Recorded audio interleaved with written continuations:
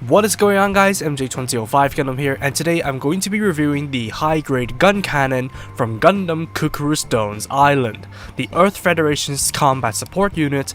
Two of them were loaded onto the white base and deployed during the landings on the Alegranza Island.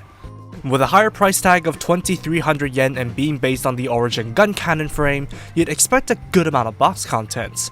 Well, apart from the reused frame and polycaps, you get 6 newly molded runners for the exterior armor of the kit, as well as peel-off decals for the markings.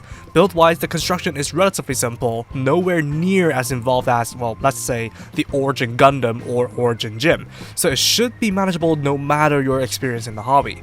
However, the major hiccup I encountered is the use of some large gates on a fair number of parts, particularly bad on parts like the leg armor, which especially doesn't help that the red is easily susceptible to nut marks. You'll have to dial caution up to 11 if you want to minimize the stress marks and not spend too much time sanding things down. Once completed, you would get a pretty impressive looking high-grade Guncannon.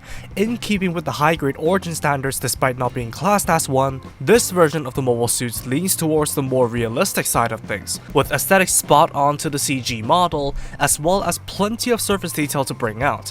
And despite the Guncannon design being simplistic enough to not warrant the abuse of part separation, the kit also doesn't utilize stickers to make up any of its fundamental details, with parts as small as the barrel on the left of the chest being color separated, and the only part that needs paint being the Vulcan barrels on the head.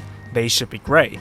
Although, while the few seam lines are inoffensive enough, they run down the shoulders, the rear of the abs, and the back-mounted weapons, so you might want to clean those up, as well as panel lining the kit to get the most out of the visuals. All in all, the high-grade Guncannon has a strong presentation that can further benefit from optional touch-ups. The only thing that I don't like about this style is the Gundam mouthpiece. Articulation features a ball and neck joint that can look up very far, though the rotation is rather limited. The shoulders can swing out, as well as roll and rotate with no limitations. The arms can move up almost perpendicularly, rotate at the bicep, bend at 2 points at the elbow, and roll and rotate at the wrist. The torso and abs feature a hinge and 2 ball joints, allowing for flexible crunches and a full rotation. Front and side skirts can move, while the legs can swing forward to make room for great kicks towards all directions.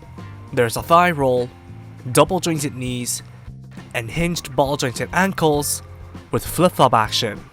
Finally, the rear-mounted firearms can move up and down, with the cannons possessing a moving piston.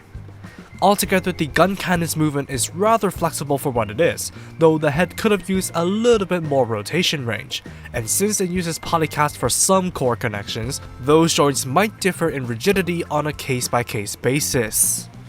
Accessory-wise, apart from the sets of fists and open hands, as well as the right trigger finger hand, it's pure firepower from here. You get a single beam rifle for handheld armaments, of which features a moving scope and sandwiches into the hand for very solid use. While you can choose between the cannons and spray missile pod for the mounted firearms by swapping the backpack to represent either Kai's or Hayato's unit. It's not an awfully diverse loadout, but you can supplement that for yourself with the use of the hardpoints on the cannon backpack or the universal backpack connections. There are some leftovers in the form of leftover frame pieces from the other Origin Guncannon models. Not much use for them on this guy though.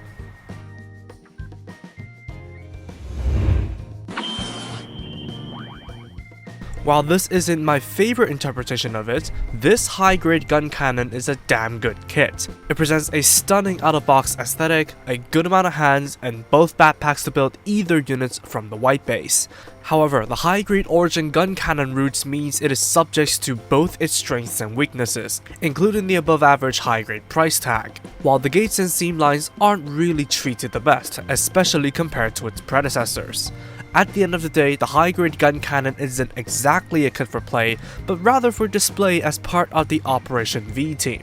This kit highly delivers on that, and so long as the price and small blemishes don't turn you off, or that the origin design is your preferred Guncannon interpretation, it is highly recommendable. And that's all from me. Thank you for watching, drop a like and comment if you did enjoy the video, subscribe for more content like this, and feel free to follow me on social media with the links down below. That said, take it easy, stay safe, and I'll see you all in the next video. Peace out, guys. Bye bye.